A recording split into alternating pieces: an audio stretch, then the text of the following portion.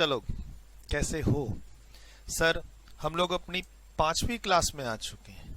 5वीं नहीं, 6ठी क्लास में। अच्छा, 6ठी क्लास में आ चुके हैं। पिछली क्लास में एक जगह लीगल सर्विसेज में कंफ्यूजन था, तो वो क्लियर है। बेसिकली जो मैंने डेट लिखाई थी आपको कि ये चेंजेस जो है 1 अक्टूबर 2019 से इफेक्टिव है, जहां पर 10 और 20 की लिमिट की जगह पर इन्होंने क्या कहा है कि एग्जम्पशन चैप्टर की लिमिट को देखो जाके 10, 20 या 40 डिपेंडिंग अपॉन द सिचुएशंस। इसमें और भी कमियां हैं, आगे फिर से अमेंडमेंट कुछ ना कुछ आएगा इसमें, अब साल लग जाए। डिस्प्यूटेड चीज को मैं कम डिस्कस करता हूं क्लास में ताकि कंफ्यूजन ना हो। आईएम की बात अच्छा खासा मैंने एक्सप्लेन कर दिया था पिछली क्लास में। एजुकेशन सेक्टर का ही पार्ट मान लीजिए इसको, स्किल डेवलपमेंट सर्विसेज से रिलेटेड कुछ सर्विसेज हैं जो एग्जम्प्ट हैं, जिसको मैंने आपके सामने में एक जगह रखने की कोशिश की है। अगेन ये मेरा खुद का सीरियल नंबर दिया हुआ है, ये एंट्री नंबर नहीं है नोटिफिकेशन का। मैं बार बार हर क्लास में कहता हूं, और एंट्री नंबर याद करके जाना जरूरी नहीं। हालांकि मैंने लीगल सर्विसेज का 45 बताया, एजुकेशन सर्विसेज का 66 बताया। कुछ इंपॉर्टेंट है, ध्यान रख लेना, ध्यान रख लेना। आइए क्या कहता है सर। एनएसडीसी, काफी नाम सुने हैं हम लोग इसका, एंटिटी का, नेशनल स्किल डेवलपमेंट कॉर्पोरेशन।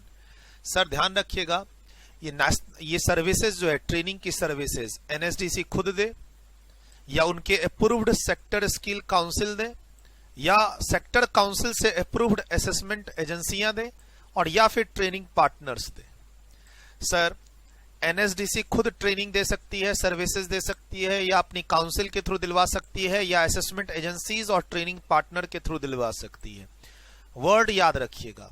अच्छा, अगर मैं ट्रेनिंग पार्टनर कहूं वर्ड, तो ये भी एसोसिएटेड किससे? Approved by national skill development corporation और सेक्टर स्किल काउंसिल। अच्छा, सेक्टर स्किल काउंसिल किससे अप्रूव्ड है? एनएसडीसी से।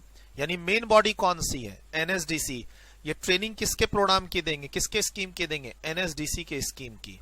अच्छा, ट्रेनिंग जो डाउन लेवल पे ट्रेनिंग देनी हमें लोगों को, उसके लिए डिफरेंट हिरार्की बनी हुई है कि ट्रेनिंग वाली सर्विसेज जो है वो नेशनल स्किल डेवलपमेंट कॉर्पोरेशन भी दे सकती है, सेक्टर स्किल काउंसिल भी दे सकती है।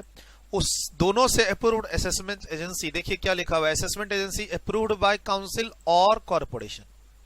सर एक तो नेशनल स्किल डेवलपमेंट कॉर्पोरेशन के अंदर है सेक्टर काउंसिल, और इन दोनों के अंदर कौन हो सकती है? असेसमेंट एजेंसी या ट्रेनिंग पार्टनर। डन। कैसी services? Sir national skill development program जो इंप्लीमेंट करना चाहती है एनएसडीसी, उनसे रिलेशन कोई service. Vocational skill development course under the national skill certification and monetary reward scheme, और कोई भी स्कीम, लेकिन स्कीम किसकी हो? एनएसडीसी की। ऐसे समझिए, एक वर्ड आपको याद रखना है, जैसे वर्ड हम लोग याद रखते थे ना, आरबीआई की सर्विस एग्जम्प्ट है, ईपीएफओ की सर्विस एग्जम्प्ट है, सेबी और आईआरडीए की सर्विस एग्जम्प्ट है। तो आपको ध्यान रखना है एनएसडीसी या उसके approved training partner, assessment agencies और skill sector skill council. National skill development corporation की जो स्कीम्स हैं, ट्रेनिंग के कोर्सेज हैं, उसको इंप्लीमेंट कराने के लिए जो हम पैसे ले रहे हैं ट्रेनिंग के, खासकर ये समझिए वो एग्जम्प्ट है, जीएसटी नहीं है। सर ऐसे ही यहां पर सर्विस ऑफ असेसिंग बॉडीज है, ये बेसिकली ट्रेनिंग के लेवल को असेस करती है कि अगर हमारी कोई ट्रेनिंग चल रही है किसी पर्टिकुलर वर्क, किसी पर्टिकुलर ग्रुप पे, तो वो कैसा परफॉर्म कर रही है, ये उसको असेस करती है, सर्टिफाई करती है। पैसा लेगी, जीएसटी नहीं लगेगा। सर्विस ऑफ असेसिंग बॉडी जो इम्पैनल्ड है किससे? Centrally by director general of training, ministry of skill development and entrepreneurship. Sir ये असेसमेंट करती है bye way of assessment under the skill development initiative schemes. Sir skill development initiative scheme famous है SDI, अगर आप internet पे पढ़ना चाहोगे तो SDI, S capital D capital I, SDI scheme. अब यहां पर मैंने एक वर्ड बोला आपको एनएसडीसी, तो एग्जाम में ये वर्ड दिखते ही आपको एग्जम्प्ट कर देना, लिखने के लिए नहीं आएगा, इसीलिए मैंने यहां कोई मार्क्स एलोकेट नहीं किए हैं। आप सोचेंगे कि एग्जाम में एक थ्योरी क्वेश्चन बनेगा कि एनएसडीसी की कौन कौन सी सर्विसेज एग्जम्प्ट है training related, skill development related, वो लिस्ट दो, तो ऐसा क्वेश्चन नहीं बनने से रहा। हमारे पास लीगल सर्विसेज हैं, एजुकेशन सर्विसेज हैं, हेल्थ सर्विसेज हैं, चैरिटेबल एक्टिविटीज है पूछने के लिए। यहां पर इंस्टीट्यूट ने कोई क्वेश्चन इस तरीके का अब तक टेस्ट नहीं किया, नहीं कहीं सजेस्ट किया आरटीपी एमटीपी में, ये ध्यान रखना है। सर अगेन एक लास्ट ट्रेनिंग रिलेटेड और है, उसके बाद हम लोग हेल्थ में मूव कर जाएंगे। ये इंडस्ट्रियल ट्रेनिंग सेंटर जैसी ही है, ठीक है, जैसे हम लोग पिछले पेज पे पढ़े थे वोकेशनल ट्रेनिंग एजुकेशन में, वैसा ही कुछ है, खाली थोड़ी सी योजना और स्कीम अलग है। Service provided by training providers, project implementation agencies under Deen Dayal Upadhyay ग्रामीण Kaushal Yojana, implemented by Ministry of Rural Development, Government of India. कैसी सर्विसेज? by offering skill और vocational training courses certified by National Course of Vocational Training। ये word तो पहले भी आया था जब मैं अप्रूव्ड वोकेशनल ट्रेनिंग बता रहा था। सर इनसे certified training centres, training courses चल रहे हैं। ट्रेनिंग प्रोवाइडर्स कहाँ हैं, किसके अंदर रजिस्टर्ड है, एजेंसियां किसकी हैं? दीनदयाल उपाध्याय ग्रामीण कौशल योजना के अंदर ट्रेनिंग चल रही है, कोई फर्क नहीं पड़ता। सर एनएसडीसी अल्टीमेटली गवर्नमेंट ने काफी सारी स्कीम, काफी सारी नाम से लॉन्च करते रहते हैं टाइम टू टाइम। हमें जीएसटी का एग्जम्पशन देना है अगर ये सिमिलर स्कीम्स हैं तो ध्यान रखना है नाम से थोड़ा सा।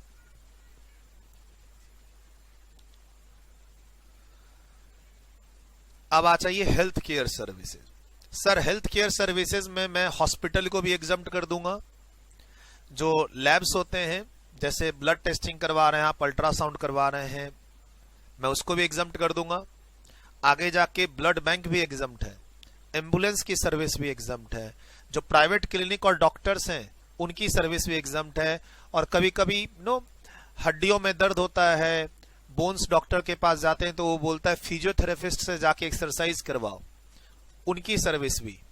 टेक्निकल स्टाफ जिसको बोलते हैं, लैब रिपोर्ट बनाने वाले स्टाफ, एक्सरे करने वाले स्टाफ, हॉस्पिटल में जो डॉक्टर के नीचे के सपोर्टिंग टेक्निकल स्टाफ्स हैं वो क्या तो वो एम्प्लॉय होंगे और या फिर कंसल्टेंट बेसिस पर मे बी पेशेंट के रेशियो के बेसिस पर वो लोग काम कर रहे होंगे। जैसे डॉक्टर्स, भाई किसी डॉक्टर की आज की बिलिंग 10,000 हुई तो 7,000 डॉक्टर का, 3,000 हॉस्पिटल का, इस तरीके की भी स्कीम होगी। सर कोई फर्क नहीं पड़ता, पूरी हेल्थ इंडस्ट्री जीएसटी से बाहर है। चाहे आप किसी पैथोलॉजी की बात करें, किसी एक्सरे सेंटर और अल्ट्रासाउंड सेंटर और इमेज सेंटर की बात करें, प्राइवेट क्लिनिक की बात करें, हॉस्पिटल नर्सिंग होम की बात करें, चाहे वो मैक्स हॉस्पिटल और 7 स्टार कैटेगरी के हॉस्टल ही क्यों ना हो, सर पूरा का पूरा हेल्थ केयर सिस्टम जीएसटी से एग्जम्प्ट है। अब लेकिन मान लो ये लोग एडवर्टाइजमेंट में भी इन्वॉल्व हो जाएंगे, हॉस्पिटल के प्रीमाइसेस में एडवर्टाइजमेंट चल रहा है दवा कंपनियों का और दवा के ब्रांड का, फिर ये लोग पेशेंट के रिलेटिव के लिए कैंटीन भी चलाते हैं, तो वहां पर इशू आ रहा है और वहां पर गवर्नमेंट करे कि नहीं ये सब हम एग्जम्प्ट नहीं करेंगे, टैक्सेबल करेंगे। तो कुछ पॉइंट है इसमें हॉस्पिटल के कैंटीन का, canteen for not for patient, canteen for patients relatives और विजिटर्स। एक कैंटीन अलग होती है जो विजिटर्स के लिए होती है, दूसरी कैंटीन अलग होती है जो पेशेंट्स के लिए होती है। उसके बाद आप सुनते हैं कि ये दवा दुकानें भी चलती हैं हॉस्पिटल के अंदर, तो क्या हम उसको भी इसमें हेल्थ केयर सर्विस में एग्जम्प्ट कर देंगे? मतलब आप बाहर की दवा दुकान पे खरीदेंगे दवाई तो जीएसटी लगेगा और हॉस्पिटल के अंदर में दवाई खरीदेंगे तो जीएसटी नहीं लगेगा? ऐसा पॉसिबल नहीं है। तो सर उसकी भी बात करेंगे। हाँ, अब पेशेंट एडमिट होता है, उसको हम रूम देते हैं हॉस्पिटल में, उसको हम खाना पीना खिलाते हैं, फ्रूट्स देते हैं, ये सब ओवरऑल एक पैकेज है जो ओवरऑल हेल्थ केयर सर्विसेज में टर्म्ड होता है, एग्जम्प्ट करेंगे। बोला सर हॉस्पिटल की सर्विस भी है ना, कभी कभी प्राइवेट एम्बुलेंस वाले चलाते हैं, तो आज से 2 साल पहले ना प्राइवेट एम्बुलेंस की सर्विस टैक्सेबल होती थी, खाली हॉस्पिटल वाले एम्बुलेंस की सर्विस एग्जम्प्ट होती थी। अब क्या है, एम्बुलेंस की सर्विस हॉस्पिटल वाला चलाए या मैं और आप, मान लो हमारी आपकी 10 एम्बुलेंस खरीद के हम हॉस्पिटल की सर्विस में लगा दें, हॉस्पिटल के बाहर पेशेंट को लाने ले जाने में, ठीक है, बहुत अच्छी सर्विस देते हैं। जैसे हॉस्पिटल के बाहर ऑटो वाले होते हैं वैसे हम एम्बुलेंस लेके बैठे हुए हैं। तो गवर्नमेंट ने पिछले 1-1.5 साल से क्या कर रखा है, एम्बुलेंस की सर्विस चाहे हॉस्पिटल दे या कोई प्राइवेट एजेंसी दे, सबको एग्जम्प्ट कर रखा है। कुछ एलिमेंट अगले पेज पे डिस्प्यूट से रिलेटेड, डिस्प्यूट तो नहीं है, क्लियर कट है, कैंटीन के बारे में बात करेंगे। उसके अलावा सर कुछ लोग अच्छा दिखने के लिए प्लास्टिक सर्जरी करवाते हैं और हेयर ट्रांसप्लांट करवाते हैं। इन 2 चीजों में काफी पैसा इन्वॉल्व है और लोग जनरली बीमारी के कारण सर्जरी नहीं करवा रहे हैं, हेयर ट्रांसप्लांट नहीं करवा रहे हैं, अच्छा दिखने के लिए अगर करवाते हैं। देखो चोट लग गई, एक्सीडेंट में आग लग गई, एसिड अटैक है, इन सब के लिए जो सर्जरी होती है उन सब पे जीएसटी नहीं है। मान लो प्लास्टिक सर्जरी हुई क्योंकि आग लगी थी किसी दुकान पे और उसमें वर्कर के स्किन में जल गए थे, मान लो कहीं पर आग लगी और वहां पर काम करने वाले लोगों को आग से झुलस गए, अब उनकी प्लास्टिक सर्जरी होनी है। सर कोई बच्चे में बचपन में कट लग गया था, डॉक्टर ने बोला 15 साल के बाद हम इसकी सर्जरी करेंगे, अभी सर्जरी करेंगे तो फटने का डर रहेगा, हम बाद में करेंगे, वंस बॉडी सेटल डाउन हो जाए, 15-18 साल में ग्रोथ लेना बंद कर दे तब करेंगे। सर तो जो बचपन की चीजें हैं, बचपन के कोई डिफेक्ट्स हैं, उसको दूर करने के लिए कोई सर्जरी हो रही है, किसी एक्सीडेंटल सर्जरी हो रही है, तो उस पर जीएसटी नहीं है। लेकिन कुछ लोग अच्छा दिखने के लिए हेयर ट्रांसप्लांट करवाते हैं, बॉडी में सर्जरी करवाते हैं, कभी नाक की, कभी आंख की, कभी कान की, इस तरीके की। माइकल जैक्सन आप जान सकते हैं, बीमारी नहीं थी बट वो अपने आप को अच्छा दिखने के लिए काफी सारी सर्जरी करवाता था। सर तो ये दो बहुत हाई प्रोफाइल एक्टिविटीज हैं जहां लाखों रुपए इन्वॉल्व होते हैं, और it is not a something related to some disease, injury. तो गवर्नमेंट कहती है हम इन दोनों को क्या करेंगे, टैक्सेबल करेंगे, अगर ये इंजरी से रिलेटेड नहीं है, फैशन है। तो चलिए इतने सब बातें हैं। बोला सर इसमें वो आयुर्वेदिक भी कवर है, आयुर्वेदिक, होम्योपैथिक, एलोपैथिक, यूनानी सब इसके अंदर कवर है। हेल्थ केयर सर्विस के अंदर जो मेडिकल साइंस के जितने भी ब्रांचेस हैं, चाहे वो एलोपैथिक हो, होम्योपैथिक हो, आयुर्वेदिक हो, यूनानी हो, कोई भी तरीके से अगर आपकी इलाज चल रही है तो वो इसके अंदर कवर है। ठीक है, चलिए ये तो हो गया ज्ञान की बात ओवरऑल। ऊपर क्या हम पढ़ने वाले हैं 2 पेज में और इस क्लास में, इस क्लास का इंपॉर्टेंट टॉपिक है हेल्थ केयर सर्विसेज। हालांकि हम लोग स्पोर्ट्स भी कवर करेंगे इसके अंदर, पेज नंबर 29 तक हम लोग कवर करेंगे।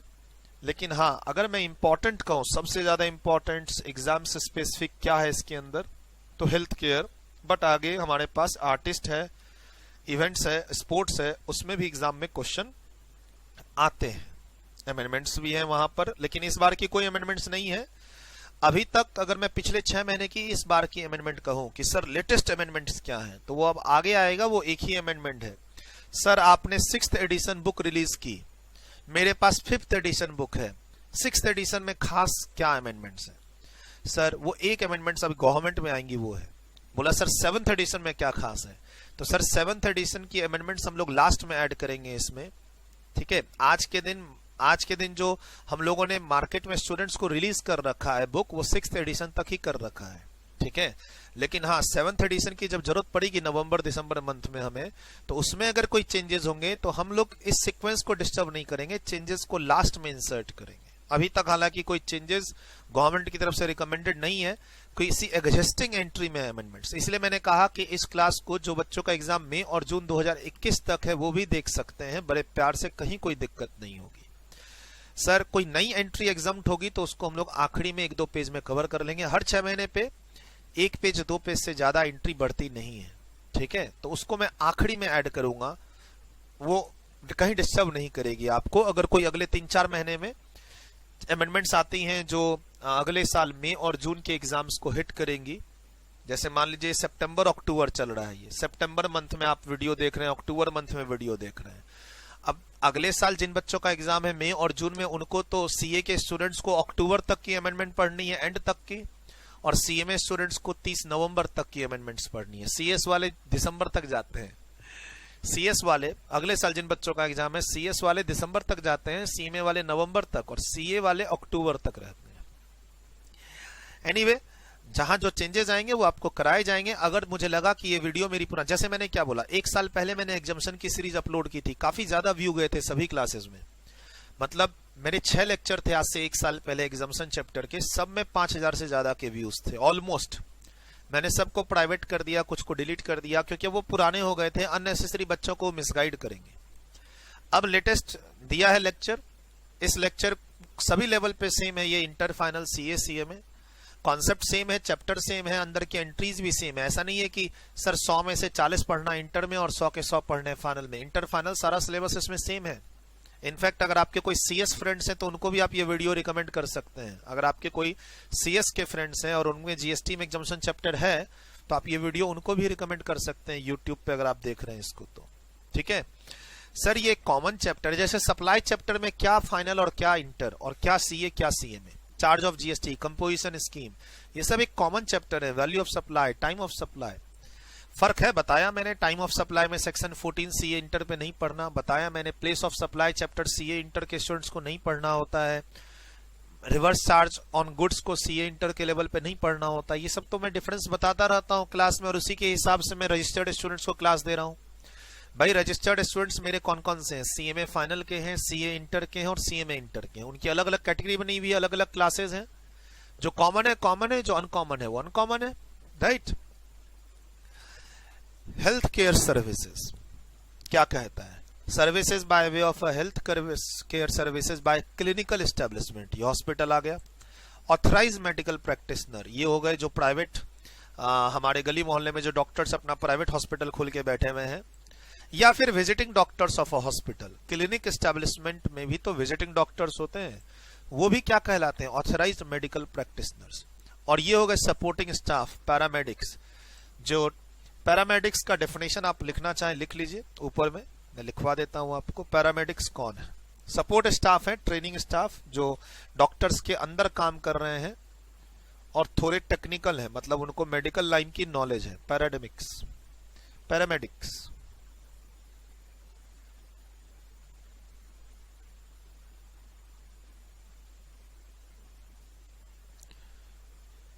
Paramedics are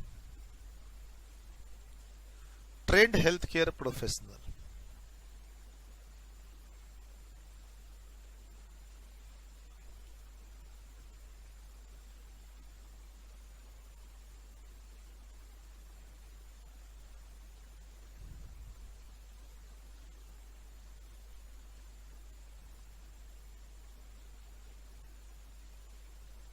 Like nursing staff, physiotherapist भी इसमें आते हैं। महंगे होते हैं लेकिन ये डॉक्टर तो एक बार का पैसा लेगा 1000 रुपए, फिजियोथेरेपिस्ट तो डेली बुला के 1000 रुपए आपसे ले लेंगे।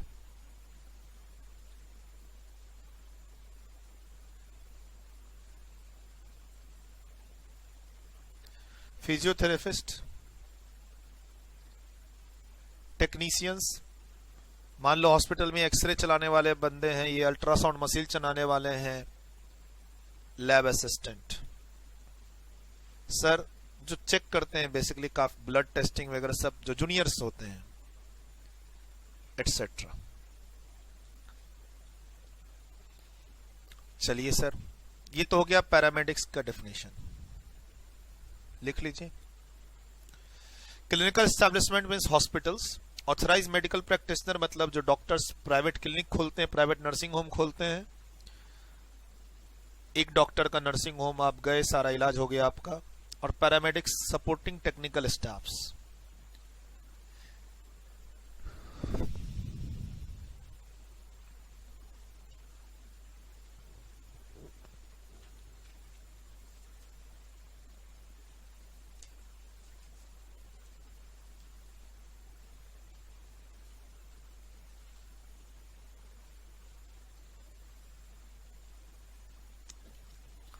क्या कहता है सर? इनके द्वारा दी हुई हेल्थ सर्विसेज क्या है? एग्जम्प्ट है। उसके अलावा service provide bye way of a transportation of a patient in a ambulance other than those specified in above.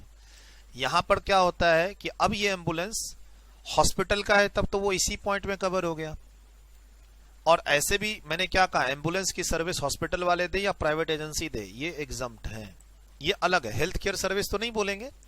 Service provide bye way of a service by way of a service provided by way of a basically transportation. ये repeat हो गया एक तरह से। आप इस line को यहां से हटा दें, इतना हटा सकते हैं, यहां से यहां तक, यहां से यहां तक हटा सकते हैं। तो अब ऐसे पढ़िए, service by way of transportation of patient in ambulance. तो सर मान लो मैं एम्बुलेंस की सर्विस देता हूं, तो मैं जब से एम्बुलेंस की सर्विस देता हूं वो थोड़ी ना हेल्थ केयर सर्विस हो जाएगी। मैं हॉस्पिटल नहीं हूं, मैं डॉक्टर नहीं हूं, मेरे पास कोई एमबीबीएस की डिग्री नहीं, फिर भी गवर्नमेंट उसको एग्जम्प्ट कर रही है as a part of health services. Health care service means any service by way of a diagnosis और ट्रीटमेंट और केयर। केयर भी इसके अंदर कवर्ड है, ठीक है भाई। आप हॉस्पिटल में भर्ती हो जाइए, 15 दिन ऑब्जर्वेशन में रहिएगा, उसके बाद हम डायग्नोसिस ट्रीटमेंट चालू करेंगे, तो वो भी यहाँ पे कवर है। For illness, injury, deformity, abnormality, pregnancy और any other recognised system of medicine. Recognised system of medicine में allopathic, yoga, naturopathy, Ayurvedic, homeopathic, Siddha, Unani सब आते हैं इन इंडिया एंड इंक्लूड्स अब हम इसमें इंक्लूड कर रहे हैं, डेफिनेशन के अंदर इंक्लूड कर दिया हमने। जनरली वो हेल्थ केयर नहीं है, बट एग्जाम्पशन देने के लिए हमने इंक्लूड कर दिया। Service by way of a transportation of patient to और from a clinical establishment. But हम क्या नहीं लेंगे, हेयर ट्रांसप्लांट, कॉस्मेटिक और प्लास्टिक सर्जरी नहीं लेंगे। लेकिन कब ले सकते हैं, अगर हमने ये लिखी है टू अंडरटेक टू रिस्टोर और टू रिकंस्ट्रक्ट द एनाटॉमी और फंक्शंस और body affected due to the congenital defects, development, abnormality, injury और ट्रोमा। बचपन की कोई बीमारी है, कट लगा हुआ है बॉडी में, अब उसका प्लास्टिक सर्जरी होकर इलाज होना है। सर इंजरी, ट्रॉमा मतलब एक्सीडेंटल केस है, वहां सर्जरी होनी है, तो उन सब केस को हम एग्जम्प्ट कर सकते हैं। जनरली एक मिस्टर ए एक्टर है जिसने हेयर ट्रांसप्लांट कराया है, मिस्टर बी एक एक्टर है जिसने प्लास्टिक सर्जरी करवाई है, 2 करोड़ 3 करोड़ 5 करोड़ का रुपया दिया है मैक्स हॉस्पिटल को, हम उस पर जीएसटी लगाएंगे। सर मैक्स हॉस्पिटल में आज 2 केस आए प्लास्टिक सर्जरी के, एक आया है एक एक्टर का और दूसरा आया है एक एक्सीडेंट केस का। एक्सीडेंट केस वाले पर जीएसटी नहीं लगेगा, एक्टर जो प्लास्टिक सर्जरी करवा रहा है उस पर जीएसटी है, ये ध्यान रखना है आपको। इंपॉर्टेंट हाईलाइट कर दीजिए इसको, ये हेयर ट्रांसप्लांट और कॉस्मेटिक और प्लास्टिक सर्जरी।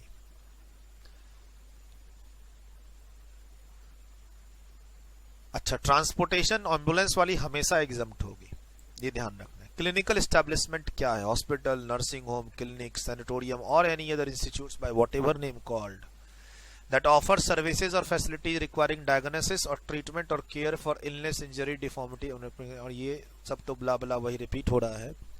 और अब प्लेस, देखिए लैब आ गया यहाँ पे अंडरलाइन, यहाँ पर लैब आ गई। सर हम डॉक्टर लाल पैथ में गए, वहां कौन सा डॉक्टर था, नहीं सर वो डायग्नोसिस तो कर रहे हैं ना, आपके पार्ट का इन्वेस्टिगेशन एजेंसी है, डिजीज का इन्वेस्टिगेशन कर रहे हैं सर, ये भी एग्जम्प्ट होंगे। अंडरलाइन कीजिए इसको, हाईलाइट कीजिए। or a place established as an independent entity or a part of an establishment to carry out diagnostic or investigation services of disease। यहाँ पे लिख रहा है or a place established as an independent entity। मैं hospital नहीं हूं, मैं pathology हूं। डॉक्टर लाल पैथ एग्जाम्पल में ले लीजिए, कोई इमेज सेंटर है जहां पे हर तरह के इमेज स्कैनिंग, सिटी स्कैन से लेकर अल्ट्रासाउंड वगैरह सब कुछ होता है, हर चीज की जो, अच्छा इसका अलग से कोर्स होता है और मेरे हिसाब से सबसे महंगा भी है। आप पता कीजिएगा, जो सिटी स्कैन सेंटर्स खुलते हैं, जो ओनर खोलता है उसके पास एक स्पेशलाइजेशन होता है एमबीबीएस के पास, एमबीबीएस करने के बाद, और वो बहुत कम ही लोग कर पाते हैं। वो एग्जाम क्लियर करने के बाद भी वहां बहुत पैसे लगते हैं, डोनेशन में 50 लाख 1 करोड़ रुपया लगते हैं, तब जाके वो उस एरिया में हम वो जा पाते हैं और फिर हम एक इमेज सेंटर खोलते हैं। तो ऐसा नहीं है जैसे हम लोग सुनते हैं ना कि वो सर्जन ज्यादा पैसे कमाता है और ब्रेन से रिलेटेड जो सर्जन है, न्यूरो सर्जन, वो ज्यादा पैसा कमाता है। मैंने किसी से बात की थी, उससे भी ज्यादा पैसा लगता है कोर्स करने में, डोनेशन कह लो उसको, नंबर ऑफ सीट्स बहुत कम है, पैरवी बहुत चाहिए, मार्क्स बहुत चाहिए। एमबीबीएस करने के बाद स्पेशलाइजेशन, वो करने के बाद फिर वो इमेज सेंटर खोला जाता है, जहां पर हम लोग बोलते हैं कि this image centre is very famous, इसका सीटी स्कैन बहुत सॉलिड होता है। ठीक है, पता करने वाली बात है, मेरे मन में आया तो मैंने बताया। चलिए, ऑथराइज्ड मेडिकल प्रैक्टिशनर कौन है, वो हमारे डॉक्टर्स जो अपनी प्राइवेट क्लिनिक भी चलाते हैं, वो भी इसमें आ जाएंगे। Medical practitioner registered with any of the council of the recognised system of medicine established और recognised by law in India and includes a medical professional having the requisite qualification to practise in any recognized system of medicine in India। qualification to practice, यही हमारे गली मोहल्ले के जो doctors हैं, छोटे से छोटे, बड़े से बड़े, भाई एक डॉक्टर को दिखाया 600 रुपए फीस ले ली, एक डॉक्टर को दिखाया 1000 रुपए फीस ले ली। भाई एक डॉक्टर क्या गया था, उसका हॉस्पिटल तो बहुत बड़ा था, एक्सरे वैक्सरे सब उसी के अंदर हो रहा था। तो चलिए सर, सब कवर है यहाँ पे, सब एग्जाम्प्ट है। सर जो हम भर्ती करते हैं पेशेंट्स को और उनसे रूम रेंट चार्जेस लेते हैं, it is a example of composite package. Legal hospital services तो दे रहे हैं हम लोगों से, हेल्थ सर्विसेज तो दे रहे हैं, वो भर्ती हुआ है तो उसके बिलिंग अब ज्यादा आएंगे, उसको रूम अलॉट करना पड़ेगा। यानी एक हॉस्पिटल रूम भी मेंटेन कर रहा है, अब खाना भी खिलाएगा 3 टाइम, फ्रूट्स भी खिलाएगा उसको। 15 दिन के लिए भर्ती हुए, 5 लाख का बिल बना। सर ये कंबाइंड कंपोजिट सर्विस कहलाएगी। क्या service? Health service and total exempt हो जाएगी। बोला सर साफ साफ दिखता है कि हमने हॉस्पिटल वाले को 1 लाख रुपया दिया और उसमें से हॉस्पिटल वाले ने 30,000 रख के 70,000 डॉक्टर को दे दिया, तो डॉक्टर को एग्जाम्प्ट कर दो, हॉस्पिटल की मार्जिन को टैक्स कर दो। नहीं, हॉस्पिटल भी ऊपर कवर है, क्लिनिकल एस्टेब्लिशमेंट। अब डॉक्टर वहां एम्प्लॉई है या कमीशन बेसिस पे काम कर रहा है? कैसे कमीशन बेसिस? कैसा? मैं विजिटिंग डॉक्टर हूं एक हॉस्पिटल में, हॉस्पिटल वालों ने मेरे नाम से पेशेंट इकट्ठे किए, 30-40% वो रख लेंगे, बैलेंस पैसा वो मुझे दे देंगे। सर इसमें कहीं भी जीएसटी नहीं लगेगा। एक्चुअली डील यही होती है, कुछ डॉक्टर्स हॉस्पिटल से डील करते हैं, क्या मेरे नाम का पेशेंट जो आएगा उसकी फीस मेरी, और पेशेंट के जो टेस्टिंग होंगे, जो दवाइयां तुम बेचोगे, जो उनकी भर्ती करने के खर्चे होंगे, हॉस्पिटल के खर्चे, वो तुम्हारे। अच्छा, डॉक्टर का भी नाम हो गया, he is a visiting doctor of Apollo hospital, ठीक है, सिद्धार्थ हॉस्पिटल, यथार्थ हॉस्पिटल, बहुत सारे हॉस्पिटल XYZ। सर अब विजिटिंग डॉक्टर एक हॉस्पिटल से एग्रीमेंट करता है तो हॉस्पिटल का भी बिजनेस होता है और डॉक्टर की भी गुडविल बढ़ती है। पेशेंट्स डॉक्टर के प्राइवेट क्लिनिक में चले जाए या हॉस्पिटल में चले जाए, हॉस्पिटल में जाने के बाद खर्चे बढ़ते हैं, वो सारे खर्चे हॉस्पिटल के हो जाते हैं, डॉक्टर को कुछ हिस्सा उसमें से मिलता है जिसका एग्रीमेंट पहले से हो रखा होता है। जैसे हम कोचिंग सेंटर में विजिटिंग फैकल्टी का शेयरिंग होता है कि बच्चे जो फीस देंगे उसमें 60-40 का रेशियो लगा लेंगे, 70-30 का रेशियो लगा लेंगे, टीचर बहुत अच्छा हुआ तो 80-20 का रेशियो लगा लेंगे। जहां पे टीचर का नाम है और कोचिंग का नाम नहीं है वहां पे 80-20, और जहां पे कोचिंग के नाम से बच्चे आते हैं वहां पे 50-50 भी चलता है, और कभी कभी तो फैकल्टी को महीने पे रख लिया जाता है। तो सर डॉक्टर किसी भी कैपेसिटी में काम करे, एम्प्लॉय है तब तो बहुत अच्छा, हॉस्पिटल जो डॉक्टर को सैलरी देगा उस पर जीएसटी नहीं है, और प्रोफेशनल फी बोल के देगा। जैसे पेशेंट से आए 5 लाख के कलेक्शन, उसमें से हमने 4 लाख डॉक्टर को दे दिए, तो डॉक्टर वाले पे भी जीएसटी नहीं है, और 5 लाख हॉस्पिटल वाले पे कह लो, 1 लाख हॉस्पिटल वाले पे कह लो, कहीं भी जीएसटी नहीं है, ये ध्यान रखना है आपको। Hospital hire senior doctor consultant technical independently, मतलब they are not employ, underline, they are not employ. Such person do not have any contract with patients. Hospital pay them consultancy charges and there is no employer-employee relationship between them. It is clarified by CBIC that the service provided by such senior doctor, consultant, technicians, whether employee or not, are healthcare and exempt.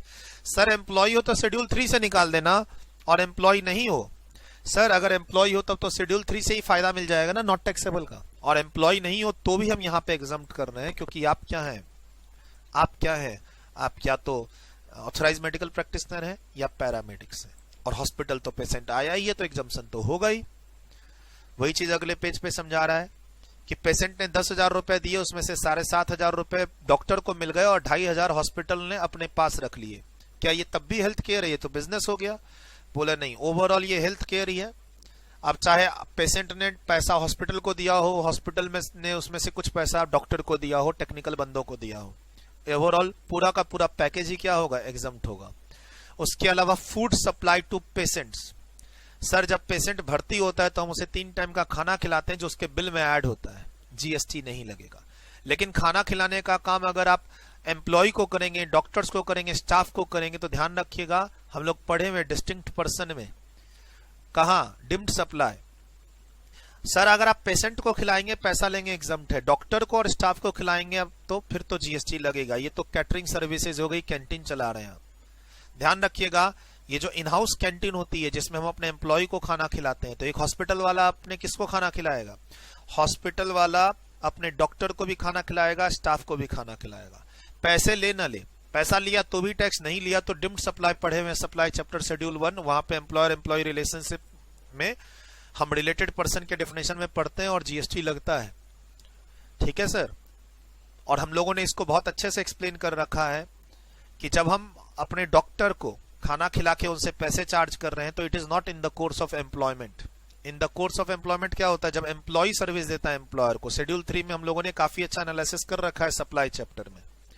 Sir तो थोड़ा सा आपको ध्यान रखना है चीजों को कि हम खाना किसे खिला रहे हैं, और ध्यान रहे पेशेंट्स को खिला रहे हैं तो कभी भी वो टैक्सेबिलिटी के दायरे में नहीं आएगा। Health care service provide by clinical establishment will include food supply to the patient, यानी exempt, but such food may be prepared by canteen run by hospital और मे बी आउटसोर्स्ड, कैटरर खाना खिलाए, कोई फर्क नहीं पड़ता, पेशेंट के bill पर जीएसटी नहीं लगेगा।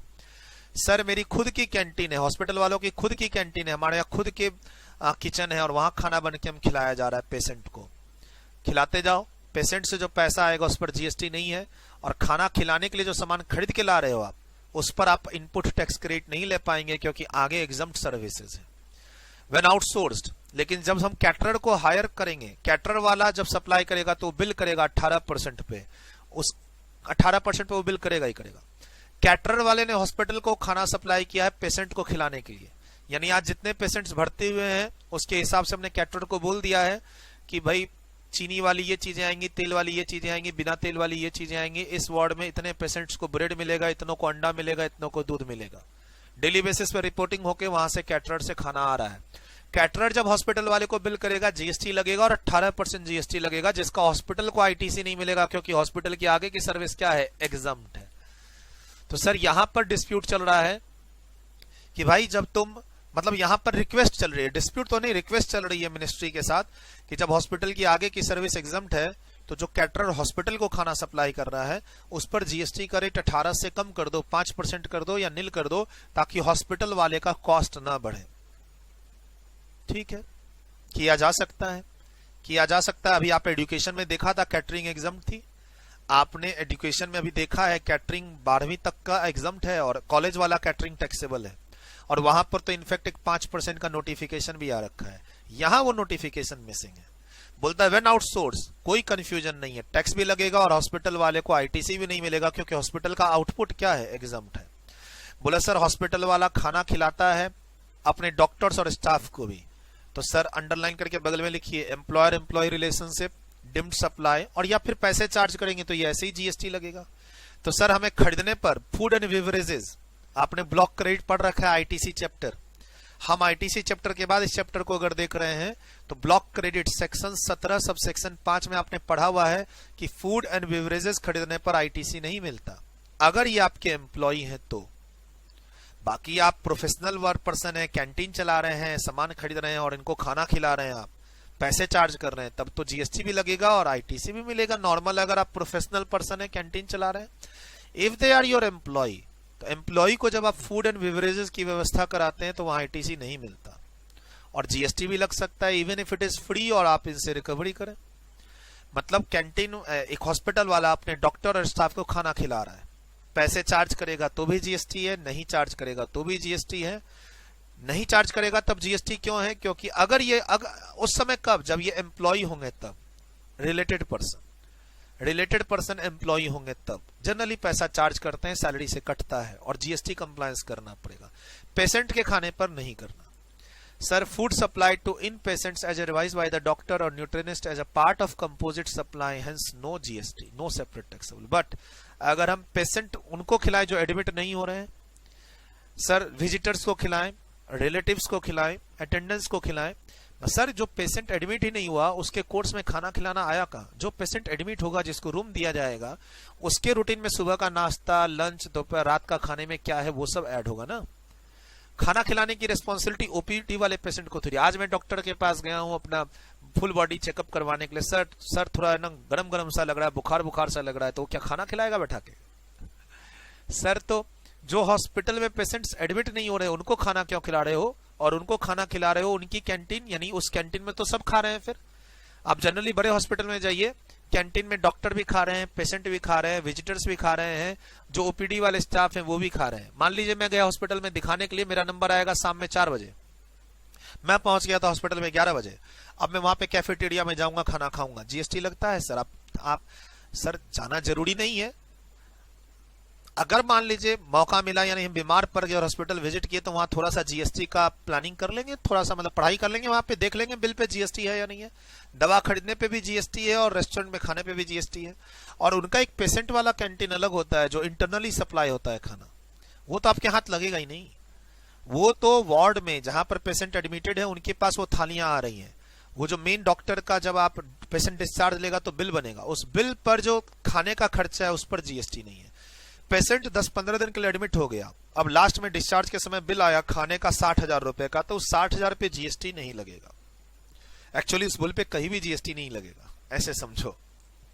हेल्थ केयर सर्विसेज में कोई भी चीज जो गई है पेशेंट्स के बॉडी में, सुई, दवाई, उन किसी भी आइटम पर जीएसटी नहीं है।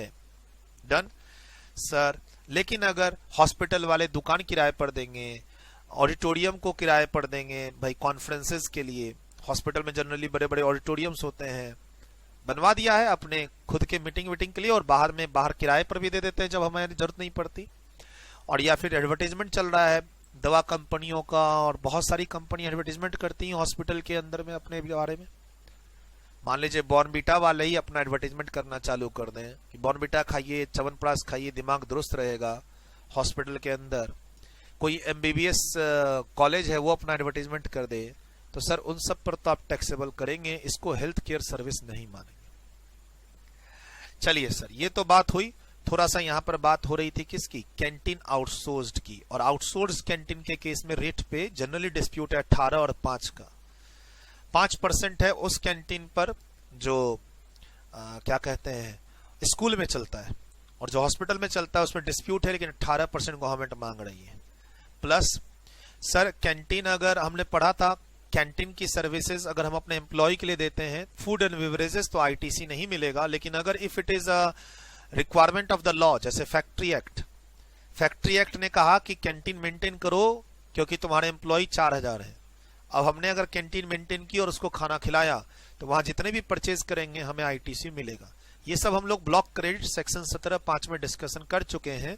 फूड एंड बेवरेजेस पर आईटीसी नहीं मिलता, लेकिन अगर मेरा रेस्टोरेंट का बिजनेस है, मैं खाना आगे लोगों को खिला रहा हूं, तो फिर मिलेगा। और या फिर किसी लॉ के अंतर्गत मुझे अपने एम्प्लॉय को कैंटीन की फैसिलिटी देनी मैंडेटरी है, तो आईटीसी मिलेगा। और जनरली हॉस्पिटल वाले एग्जम्प्ट होते हैं जीएसटी से। आगे हॉस्पिटल की सर्विसेज पर जीएसटी नहीं है, इसलिए हॉस्पिटल वाले जो अपने पेशेंट को खाना खिलाने के लिए जो फूड खरीद रहे हैं या कैंटीन की सर्विसेज ले रहे हैं, उस पर आईटीसी नहीं मिलेगा हॉस्पिटल वालों को।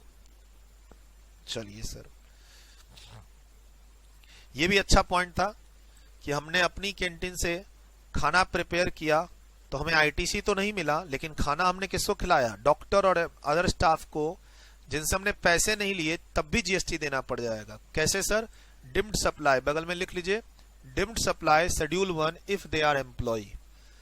Deemed supply schedule 1 if they are employee, अगर डॉक्टर स्टाफ मेरे एम्प्लॉय हैं।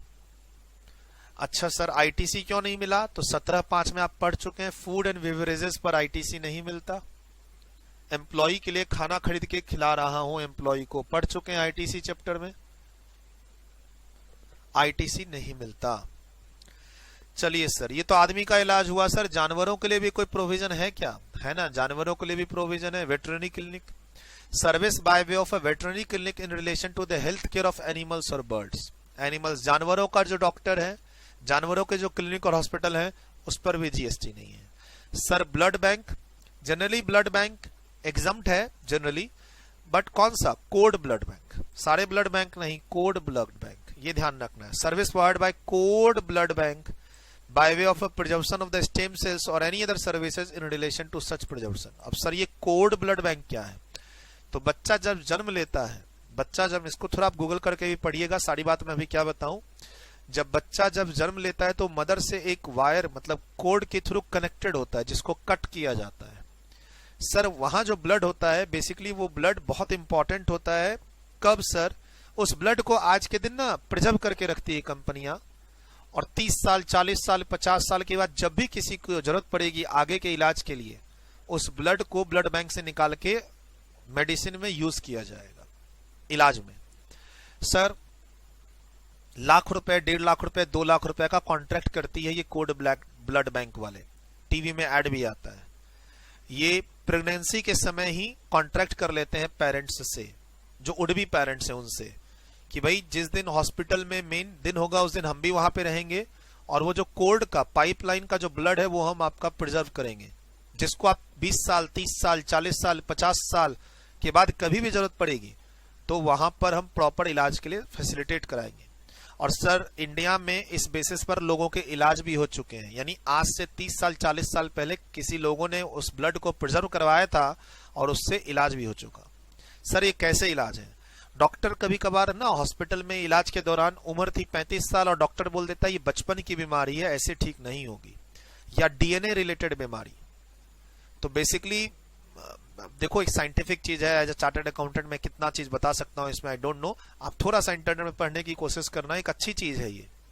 स्टेम्स सेल नहीं बोलते हैं, डेंगू में ब्लड के स्टेम्स कम होने लग जाते हैं और वो डेथ हो जाती है लोगों की, या कोई बीमारी जैसे अभी कोरोना की जो बीमारी चल रही है उसमें भी यही हो रहा है कि धीरे धीरे वो ब्लड को इफेक्ट करता है, ब्लड के स्टेम्स को ब्लड बनना बंद हो जाए, किसी का ब्लड फॉर्म करना बंद हो जाए, तो वो जो कोड ब्लड बैंक है जो हमने बचपन में प्रिजर्व किया था, अब आज 30 साल 40 साल के बाद वो काम आएगा और वो बीमारी जड़ से मिटा देगा। थोड़ा पढ़ने की कोशिश कीजिएगा और घर में भी बताइएगा। अगर जनरली हम लोग इस बात को छुपाते हैं, डिस्कस नहीं करना चाहते हैं। फेस टू फेस क्लास रहती तो शायद मैं भी इतना डिस्कस नहीं करता, लेकिन अब रिकॉर्डिंग हो रही है, आप इसको यूट्यूब पे देख रहे हैं, रिकॉर्डेड क्लास है, घर पे देख रहे हैं, तो आप अपने हिसाब से इस फ्रेज को सर्च करने की कोशिश कीजिएगा इंटरनेट पे।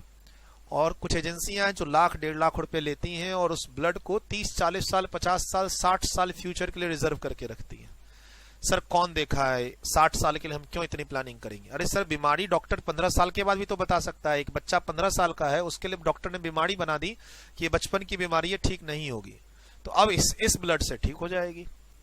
चलिए सर हॉस्पिटल वालों को अपना वेस्ट भी साइंटिफिक और गवर्नमेंट की गाइडलाइंस के थ्रू डिस्पोज ऑफ करना पड़ता है, तो हॉस्पिटल ने इसके लिए बाहरी लोगों को आउटसोर्स कर दिया है काम, जीएसटी नहीं लगेगा।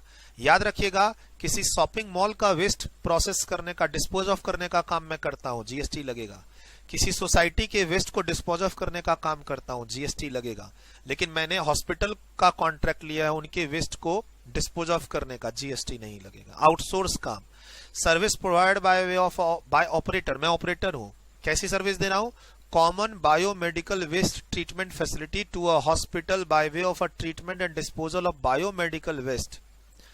तो सर हॉस्पिटल का वेस्ट को गवर्नमेंट की गाइडलाइंस के अकॉर्डिंगली प्रोसेस करके डिस्पोज ऑफ करना, कि समुद्र में क्या जाएगा, मिट्टी में क्या जाएगा, नदी में क्या जाएगा, जलाया क्या जाएगा, ठीक है, और गलाया क्या जाएगा।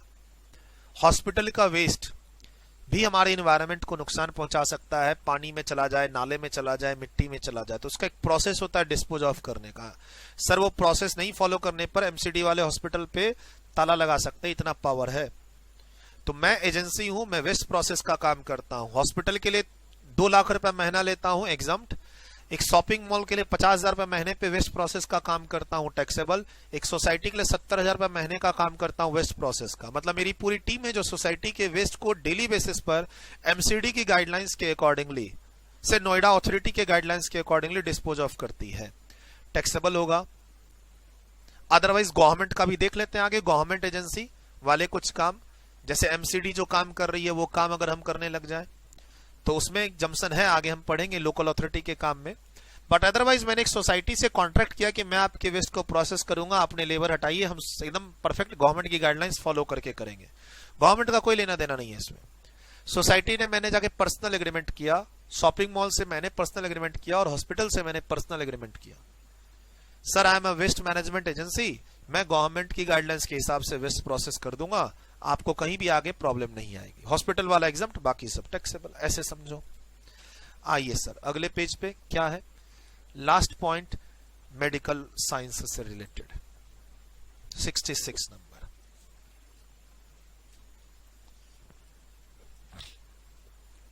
क्या कहता है? Service provided by rehabilitation professionals, underline, service provided by rehabilitation professionals recognized under the Rehabilitation Council of Indian Act by way of a rehabilitation therapy or counseling and such other activities as covered by the act at medical establishment or educational institutes or rehabilitation centers। वो तो तारे जमी पे movie देखे थे, उससे related बात हो रही है। रिहैबिलिटेशन सेंटर्स, जो बच्चों के दिमाग डेवलप नहीं हो पाते हैं उनको प्रॉपर काउंसलिंग थेरेपी दी जाती है, जो एज के हिसाब से डेवलप नहीं हो पाते हैं, तो उसके लिए यहां पर कवरेज दी गई है, उस एरिया को भी प्रॉपर एग्जम्प्ट किया गया है। रिहैबिलिटेशनल प्रोफेशनल्स। सर यहां पे एक नाम और ऐड हो रखा है, वेदर और एन एंटिटी रजिस्टर्ड अंडर, यानी कोई चैरिटेबल ट्रस्ट है जो रिहैबिलिटेशन सेंटर चला रही है, थेरेपी दे रही है रिक्वायर्ड लोगों को, नीडी लोगों को, और वहां रिहैबिलिटेशन प्रोफेशनल्स भी काम कर रहे हैं। सर जीएसटी नहीं लगेगा। आर्टिस्ट परफॉर्म करेगा, कथक कर रहा है, क्लासिकल डांस कर रहा है, मॉडर्न बुगी वुगी करेगा तो टैक्सेबल हो जाएगा। आर्टिस्ट परफॉर्मेंस दे रहा है, फोक और क्लासिकल डांस, तबला बजाना, कथक करना, जैसे हेमा मालिनी जी, ठीक है, कथक कर रही हैं। फोक और classical art forms of music, dance and theatre, GST नहीं लगेगा अगर आर्टिस्ट का चार्ज 1.5 लाख और उससे कम है। 1.5 लाख और उससे कम है। ठीक सर, कथक परफॉर्मेंस दी हेमा मालिनी जी ने और 2 लाख रुपए का चार्ज दिया, जीएसटी लगेगा। किसी तबला वादक ने जो तबला बजाने में एक्सपर्ट है, फेमस है, एक शो में तबला बजाया और 80,000 रुपए चार्ज किया, जीएसटी नहीं लगेगा। 1.5 लाख रुपए और उससे कम तक का चार्ज पर जीएसटी नहीं है। हाँ, अब हेमा मालिनी जी ने ही कथक का डांस करने के बाद लास्ट में बोल दिया शुद्ध पानी कैंट का पिए और मेरी तरह कथक करें, तो वो तो फिर अपने वो ब्रांड एम्बेसडर हैं और कैंट का ऐड कर डाली। तो जब आप प्रमोशन करेंगे किसी ब्रांड का, तबला बजाने के बाद वाह ताज वाह, टाटा टी, चाय पीजिए, ऐसा आप आर्टिस्ट हैं जो आप कोई एक्टिविटी करने के बाद आप किसी ब्रांड को प्रमोट करेंगे, तब हम एग्जम्पशन नहीं देंगे। और सर कोई ब्रांड प्रमोट नहीं कर रहे हैं, नॉर्मल आप ये परफॉर्मेंस दे रहे हैं, तो वहां हम 1.5 लाख रुपए तक का अगर आप रेवेन्यू अर्न करते हैं तो हम एग्जम्प्ट कर देंगे। सर 2 लाख रुपए चार्ज किया तो कितना टैक्स करोगे? पूरे 2 लाख को टैक्स करेंगे। तो ये आर्टिस्ट की बात हो रही है। यहां से यहां तक क्या लिखा हुआ है?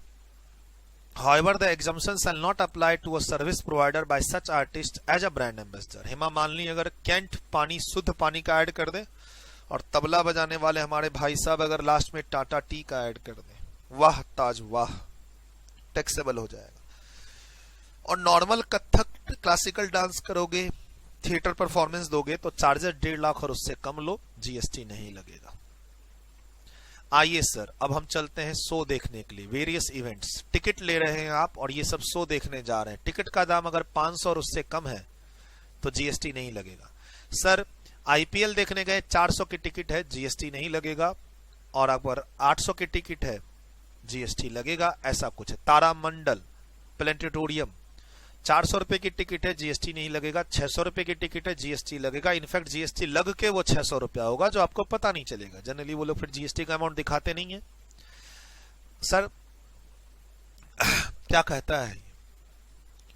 Service by right to admission, ticket की बात कर रहे हैं हम, एक हॉल में एंटर ले रहे हैं, हॉल टिकट की बात कर रहे हैं, टिकट परचेज करके कोई शो देखने जा रहे हैं, circus, dance, theoretical performance. Sir हम जा रहे हैं डांस देखने के लिए और आप वहां पर डांस कर रहे हो, आप वहां पर फोक और क्लासिकल डांस कर रहे हो, आप 1.5 लाख रुपए तक चार्ज करो, आपको जीएसटी नहीं लगेगा। हम 500 रुपए तक की टिकट लेके जाते हैं देखने के लिए, हमें भी जीएसटी नहीं लगेगा। यानी एक डांस परफॉर्मेंस शो है, उसमें हर टिकट 400 रुपए की है और आप आए हैं और आपको 1,20,000 रुपए मिलेगा डांस परफॉर्मेंस का, कहीं भी जीएसटी नहीं है। फिर sir right to admission to circus, dance, theatrical performance and including drama and ballet, award function, concert, present, musical performance और other sporting events other than a recognized, यानी कोई भी स्पोर्टिंग इवेंट हो, रिकॉग्नाइज अनरिकॉग्नाइज सब चलेगा। और planetarium, तारामंडल, ग्रह दिखाने के लिए हम आपको ले जाएंगे। टिकट 500 रुपए तक हो, कहीं भी हर जगह 500 रुपए तक की टिकट एग्जम्प्ट है, 600 की टिकट हुई पूरा टैक्सेबल। सर यहाँ अमाउंट का कोई लिमिट नहीं है। म्यूजियम, नेशनल पार्क, 1 नंबर डालिए, 1 2 3 4 5 6, museum, national park, wild life sanctuary, tiger reserve and जू, 5 नाम है, 6 नहीं 5 है, 1 2 3 4 5। टिकट का अमाउंट से मतलब नहीं है, एग्जम्पशन मिलेगा। सर एक नेशनल पार्क में गए, टिकट का दाम 800 रुपए है, पूरा एग्जम्प्ट। ये 500 की लिमिट वाली लिमिट यहाँ कोई सी नहीं है, इररेस्पेक्टिव ऑफ द अमाउंट। लिख लीजिए, amount is not relevant, amount is not relevant।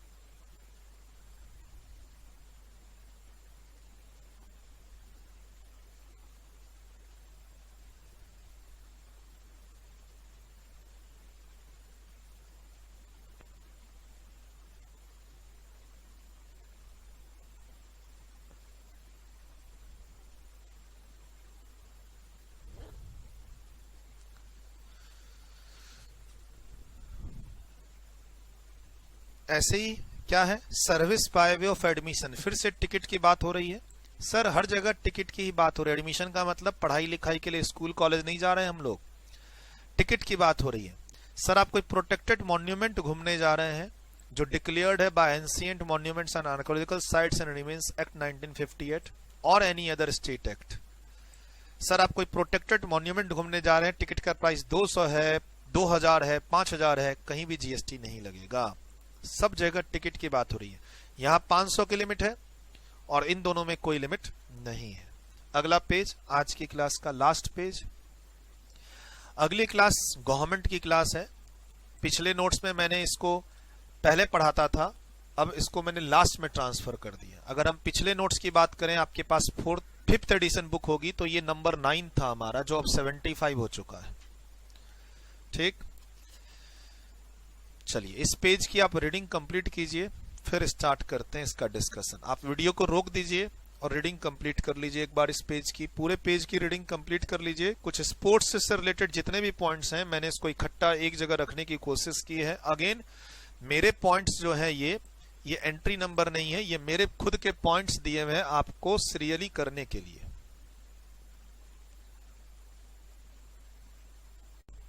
चलिए फटाफट देख लेते हैं अब क्या है इसमें। पढ़ा होगा थोड़ा बहुत पढ़ लेना चाहिए अपने से, और ये तो आपके काम की बात है। लगे पड़े होंगे आप इसमें अभी फिलहाल आईपीएल देखने करने में, अपनी पढ़ाई लिखाई को छोड़ के। बोला सर हम मैच नहीं देखते, खाली रिव्यूज देखते हैं। तो बेटा जितना इंटरेस्ट आपको रिव्यूज देखने में है उतना आप इंटरेस्ट रिवीजन करने में भी तो लगाओ। बोला सर आईपीएल देखते नहीं है, रिव्यूज देखते हैं। तो वैसे ही आप ना चैप्टर पढ़ने के बाद उसको रिवाइज करो। जैसे आईपीएल को रिव्यू करने में मजा आता है, वैसे चैप्टर को रिवाइज करने में और मजा आएगा। रिवाइज करो। Service provided to a recognise sports body, to है, बाय नहीं है। और सर बाय यहां पर आ जाता है क्या, ये देखिए, by another recognise sport body. तो सर हम रिकॉग्नाइज स्पोर्ट बॉडी को सर्विस दें या रिकॉग्नाइज स्पोर्ट्स बॉडी किसी दूसरे को सर्विस दे, बाय भी है यहां पे। अच्छा लेकिन क्या कहता है, service provided to a recognise sport body by a recognise sport body, यानी एक रिकॉग्नाइज स्पोर्ट बॉडी दूसरे रिकॉग्नाइज स्पोर्ट बॉडी को सर्विस दे तो एग्जम्प्ट है। और या फिर ये 5 लोग, अंडरलाइन नाम नंबर डालना होगा, जैसे भी पीछे नंबर डाला था, player, referee, umpire, coach, team manager, यही 5 लोग हैं जो इनको सर्विस दे रहे हैं। किनको, रिकॉग्नाइज स्पोर्ट बॉडी को एग्जम्पशन मिलेगा। ध्यान रखिएगा, BCCI is a recognise sport body, IPL is not a recognise sport body. लिख लीजिए, BCCI is a recognise sport body and not IPL. IPL एक वेंचर है किसका, बीसीसीआई का एक बेबी है, शॉर्ट बेबी, मतलब 2020 वाला बेबी, वो एक अलग वेंचर है वो। बट हाँ काफी पैसा कमाया बीसीसीआई के इस वेंचर ने, आईपीएल ने, और आज भी आप लोग ना मस्त हैं, बिजी हैं उसमें। और एक कम समय का मैच चलता है तो, और जल्दी सीरीज में विनर सब तय होते रहते हैं, तो एक देखने में मजा आता है। वही हो गया ना, 200 घंटे की क्लास को 50 घंटे में खत्म करने में मजा आए। सर फास्ट ट्रैक क्लास कोई पढ़ाओ ना सर टैक्स की, जो 50 घंटे में पूरा सिलेबस उड़ा दे। अब मैच तो है नहीं हमारे, तो सर यही नोट्स हैं, 4 कलर है नहीं, चार्ट्स है नहीं, फिर भी बच्चे स्कोर कर रहे हैं 80 70s के रेंज में। और फाइनल लेवल पे तो हमारे पास 84 का स्कोर है, 81 का स्कोर है, 79 का स्कोर है, जबकि पूरी बुक में कहीं कोई चार्ट नहीं, कहीं कोई मल्टी कलर नहीं। तो हमें लगता है कि जो हम डिलीवरी देते हैं कॉन्सेप्ट्स पे, क्योंकि सर एग्जाम में चार्ट्स नहीं लिख पाओगे आप, याद तो रहेगा, रिटेन तो कर पाओगे, आप लिख नहीं पाओगे। और हम यहाँ क्लास में आपको साथ साथ शॉर्ट नोट्स बनाने का तरीका सिखा रहे हैं। शॉर्ट नोट्स बनाने का साथ साथ तरीका, लिंकिंग कर रहे हैं, याद करवा रहे हैं, नंबर डलवा रहे हैं आपको, कॉपी का पेज नंबर, ये सब तरीके एक और भी हैं पढ़ाई करने के। हमेशा आप सोचेंगे कि कलरफुल चार्ट से आप पढ़ाई करेंगे, तो कलरफुल चार्ट से आप पढ़ाई नहीं कर सकते, आप उसे रिकॉल कर सकते हो। पढ़ाई करने के लिए आपको इस लैंग्वेज में आना ही पड़ेगा ताकि आप एग्जाम में लिख सको। आप सिर्फ चार्ट से पढ़ोगे, मैं बता दूं, आप सिर्फ चार्ट से अगर पढ़ोगे और चार्ट से ही रिवाइज करोगे और चार्ट को ही याद करोगे, तो एग्जाम में डिलीवरी आपकी जो सेंटेंस वाली और पैराग्राफ वाली डिलीवरी होती है वो नहीं हो पाएगी, और वहां मार्क्स आपको कम मिलेंगे। कोई भी थ्योरेटिकल चीज है, मान लो जीएसटी में पूरा चार्ट से प्रिपेयर करवा दूं, लैंग्वेज आप डेवलप ही नहीं कर पाओगे एग्जाम में लिखने की, दिक्कत आएगी, हमेशा दिक्कत आएगी। कलरफुल चार्ट्स, इमेजेस ठीक है, रिकॉल करने में हेल्प करेंगे आपको, आई एग्री, लेकिन आपको बेस लेवल पे जो पढ़ाई करनी है वो इस तरीके से करनी चाहिए, मेरा तो मानना ये है, मेरा एक पर्सनल ओपिनियन हो सकता है आपको अच्छा ना लगे। Service provided to recognise sport body, BCCI is a recognise sport body, IPL is not. Sir आपने पिछले पेज पर आईपीएल, सर आईपीएल यहां कवर हो रहा था, other than a recognise sporting events, any sporting events यहां आ गया और बीसीसीआई वाले मैच यहां आ जाएंगे। सर यहां पर देखो इस 5 नाम में टीम सेलेक्टर नहीं है, क्यूरेटर्स नहीं है, टेक्निकल एनालिस्ट नहीं है जो मैच के पहले और मैच के बाद अपनी एनालिसिस देता है, कमेंटेटर्स नहीं है, ये सब की सर्विस क्या होंगी, टैक्सेबल होंगी। सर आप कहेंगे वो लोग तो एम्प्लॉई हैं सर, तब तो ऐसी बाहर एक कमेंटेटर्स है जो बीसीसीआई का एम्प्लॉई है।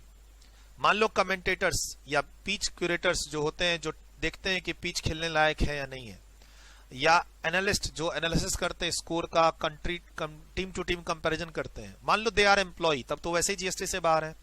If they are not employee, contractual basis पे सर्विस दे रहे हैं, 50-60 हजार 1 लाख रुपया लेंगे वो लोग, तो फिर जीएसटी तो लगेगा। अब लिख लीजिए कौन नहीं है इसमें, कौन नहीं है, ऊपर लिख लीजिए team selector comma commentators, team selector manager है, सेलेक्टर नहीं है इसमें, team selector comma curators comma commentators comma analyst जो बाद में अपने टेक्निकल एनालिसिस देता है मैचेस के बारे में, मैच से पहले मैच के बाद अपने व्यूज रखता है, वो सब यहां पर नहीं है, and their services are taxable. Sir sponsorship services के बारे में रिवर्स चार्ज में पढ़ते हैं हम लोग कि स्पॉन्सरशिप सर्विसेज अगर बॉडी कॉर्पोरेट फर्म एलएलपी को दी जाए तो रिवर्स चार्ज लगेगा, राइट। लेकिन कुछ स्पॉन्सरशिप सर्विसेज अगर इन लोगों के गेम्स और मैचेस चल रहे हैं तो एग्जम्प्ट है। सर इंडियन ओलंपिक्स में सैमसंग का एडवर्टाइजमेंट चल रहा है, इंडियन ओलंपिक एसोसिएशन के नेशनल लेवल के जो गेम्स हैं उसमें सैमसंग के, ओप्पो के, ठीक है, एडवर्टाइजमेंट चल रहे हैं, स्पॉन्सरशिप एडवर्टाइजमेंट वही तो हुआ। सर जीएसटी नहीं लगेगा, पूरी स्पॉन्सरशिप फी एग्जम्प्ट है। मान लो आजकल पतंजलि भी आ गई है इसमें, पतंजलि ने नेशनल गेम में स्पॉन्सरशिप ले ली ओलंपिक्स एसोसिएशन के 500 करोड़ में, 200 करोड़ में, 50 करोड़ में, सर जीएसटी नहीं लगेगा। स्पॉन्सरशिप अगर इन सब स्पोर्ट्स और खेलों से रिलेटेड हो तो जीएसटी नहीं लगेगा। सर स्पोर्टिंग इवेंट्स ऑर्गेनाइज कौन कर रहा है, by a national sports federation और its affiliated federation where the participant team और individual represents any district, state, zone और country. By Association of Indian Universities, Inter-University Sport Boards, School Games Federation of India, All India Sports Council for the Deaf, Paralympic Committee of India, Special Olympic Bharat, by Central Civil Services Culture Sports Board as a part of National Game of Olympic Association or under the Panchayat युवा क्रीड़ा और खेल अभियान scheme. अगर इन सब जगह matches जो हो रहे हैं, खेल जो हो रहे हैं, उसमें स्पॉन्सरशिप आपकी हो रही है, आपका एडवर्टाइजमेंट हो रहा है, ब्रांडिंग हो रही है, जीएसटी नहीं लगेगा, ठीक। चलिए सर फीफा वर्ल्ड कप 2020 शायद अभी तक तो हुआ नहीं है, मे बी कोविड के कारण, बट हाँ गवर्नमेंट ने उससे रिलेटेड एग्जाम्शंस 2019 में ही रिलीज कर दिए थे। ये एग्जाम्शन कब आए हैं, 1 अक्टूबर 2019। ये भी कब आया है, 1 अक्टूबर 2019, लिख लीजिए 1 अक्टूबर 2019 की अमेंडमेंट है, इस बार के अमेंडमेंट नहीं है। पिछले अटेम्प्ट के लिए इंपॉर्टेंट थे लेकिन पिछला अटेम्प्ट कैंसिल हो गया है, तो आप ध्यान रखना। 73, 74 एक तरह से नया ही है, पिछले 1 साल की अमेंडमेंट है ये। फीफा वर्ल्ड कप से रिलेटेड अमेंडमेंट्स क्या कहता है, आखिरी पॉइंट आज की क्लास का।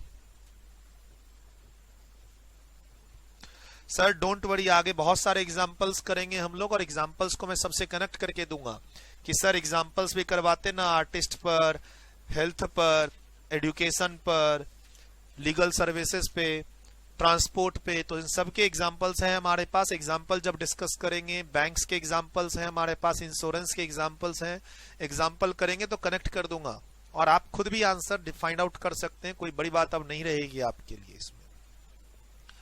क्या कहता है, service by right to admission, again ticket, आप मैच देखने गए हैं, right to admission to the event organise under FIFA U17 women's world cup. Sir यहाँ टिकट की फीस मैटर नहीं करेगी सर, अगर इसमें हम ले जाते इसको तो 500 रुपए तक की टिकट एग्जम्प्ट होती, लेकिन गवर्नमेंट ने फीफा वर्ल्ड कप को अलग से ही एग्जम्पशन दे दी है, यानी irrespective of the amount of ticket. Box में डालिए इसको, राइट टू एडमिशन को, और लिख लीजिए अमाउंट नॉट रेलिवेंट। 500 वाली लिमिट यहां नहीं है।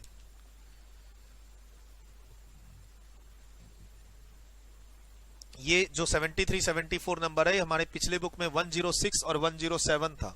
पिछली बुक जो है हमारी 5th एडिशन की, उसमें 106 107 नंबर पे था, जो मैंने चेंज कर दिया है। सर सर्विस प्रोवाइडेड बाय और टू, अब ये जो फीफा वर्ल्ड कप होगा तो इसकी जो एसोसिएशन है वो इंडिया आएगी, ये लोगों को सर्विस देगी या लोग इन्हें सर्विस देंगे। एक वर्ल्ड कप का मैच होना है, लाखों करोड़ों रुपए लगने, इसमें लाखों लोग आएंगे देखने के लिए, स्टेडियम हायर करना होगा, कैमरामैन, काफी सारी सर्विसेज ली जाएंगी, दी जाएंगी, इनको रेवेन्यूज भी आएंगी और ये रेवेन्यूज बांटेंगे भी एज एक्सपेंडिचर्स बोल के, सर्विस लेंगे भी सर्विस देंगे भी। कौन? एसोसिएशन। ये तो टिकट हो गया, आप और हम मैच देखने गए उसकी बात हो रही है यहाँ पे।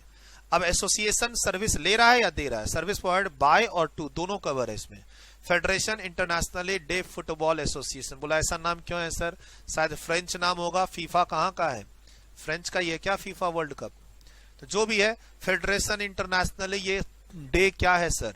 तो ये हमारी लैंग्वेज नहीं है, हमारी लैंग्वेज नहीं है, ये जहां की बॉडी है एसोसिएशन है, शायद फ्रेंच वर्ड होगा या स्पेनिश वर्ड होगा, देख लेना थोड़ा सा इंटरनेट पे। फेडरेशन फीफा, सिंपल सी बात है, जो फीफा एसोसिएशन है बॉडी है और इसकी सब्सिडरी है, डायरेक्टली और इनडायरेक्टली इस इवेंट से रिलेटेड सर्विस दे रही है या ले रही है। ये पर्टिकुलर जो U17 अंडर 17 यानी 17 एज से बिलो वाले जो वुमेन्स वर्ल्ड कप हो रहे हैं उससे रिलेटेड जो फीफा एसोसिएशन ऑर्गेनाइजेशन सर्विस ले रही है या दे रही है, एग्जाम्पशन होगा। खाली बस ये ध्यान रखना है कि आपको अपनी सर्विसेज को सर्टिफाई करवाते रहना है। किससे? Director sports ministry of youth affairs and sports have to certify the services are directly और indirectly related to this event. Sir इस इवेंट से रिलेटेड कोई भी सर्विस ले रहे हैं या दे रहे हैं, सर्टिफाई करवाते जाओ, जीएसटी का एग्जाम्पशन लेते जाओ। और सर इवेंट देखने के लिए जो लोग आएंगे उसके टिकट पर पैसा नहीं लगेगा। बाय बाय, मिलते हैं अगली क्लास में। अगली क्लास यानी आपका शायद 7th क्लास होगी, वो आपकी गवर्नमेंट की बात करेंगे, सिर्फ और सिर्फ गवर्नमेंट की बात। उसके बाद एक पेज में जनरल बातें सब है, लीज को लेके, अनदर एग्जम्प्टेड सर्विसेज को लेके, और कुछ इंटर स्टेट पढ़ेंगे, इंपोर्ट से रिलेटेड सर्विसेज एग्जम्प्ट। उसके बाद प्रैक्टिकल क्वेश्चन भी करवा दूंगा। ठीक है, बाय बाय, मिलते हैं नेक्स्ट क्लास में। Thank you for that presentation. And please don't call me ma'am. I'm your age, I think. How old is everybody here, maximum? I just turned 23, so we're the same age. Woo! Thank you so much for having me. I'm very, very happy to be here and addressing this crowd who's... I consider you as my friends, all of you, because we're the same age. I don't know where to start. So I'm a student myself. I just finished my graduation, and all I want to say is that this life that you're living right now, your college life, this life is your most important period. You should really focus on your college life, because what I did is I missed out on my college years because I was very busy practicing kickboxing and karate and mixed martial arts. I had no time. My college was 2 hours away from where I used to live. I am not really from proper Bombay. I am from this place called Kalyan, which is sort of at the outskirts of Bombay. So I used to travel 2 hours for my college, but I had no time because I had to focus more on my sports. That was my first priority always. So I missed out on my college days. I did not go for college festivals. I did not have a group of friends. You know, all these groupies, homies. I didn't have no homies. I was alone. And I had only one best friend, and that's it. That's my college life. And I really feel sad that I missed out on it. But then I focused on sports, and that is how everything happened. That is how my life changed. And if you have something in life that you really like, if you have a special talent, or if your heart is into something else, I will not say that completely neglect studies. Do not ever neglect studies. I'm a graduate, okay? Don't neglect studies, but then focus on what you're really good at and make that your strong point, because that's what I did as well. And I also believe that In life, no matter what you do, every day, give your 100% because you never know what's coming for you. You never know what's the next step, right? I don't know how Iriti Chitru came to me. Maddie sir saw me fighting. I wasn't even aware that he's looking at me. I just gave my best shot. And he's like, who's this girl? She's good.